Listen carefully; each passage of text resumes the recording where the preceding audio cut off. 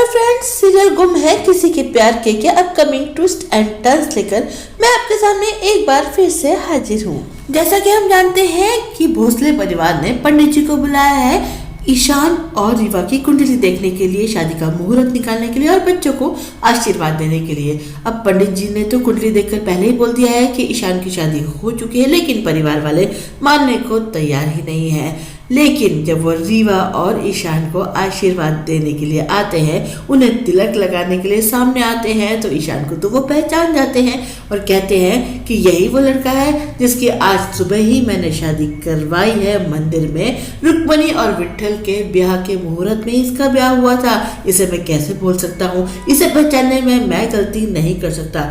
परिवार वाले कहते हैं पंडित जी आपको कोई गलतफहमी हुई होगी, लेकिन अचानक से ईशान पंडित जी से लिपट जाता है, उन्हें थैंक यू करने लगता है और कहता है कि आपने मेरा काम आसान कर दिया।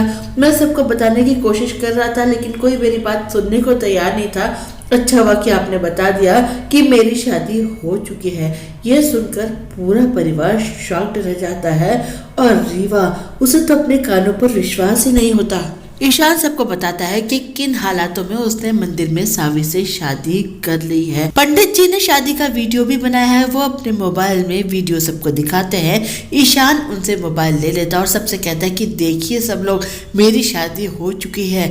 ये मैं ही हूँ जो सावी की मांग में सिंदूर भर रहा है, ये मैं ही हूँ जो फेरे ले रहा है, और ये मैं ही हूँ जिसने इसके गले में मंगलसूत्र पहनाया है। अब रीवा खुद को संभाल नहीं पाती है, वो टूट जाती है, रोने लगती है, ईशान से झगड़ा करती है, उसे पीटती है, कहती है कि क्यों किया तुमने आखिर ऐसा, मुझे धोखा क्यों दिया।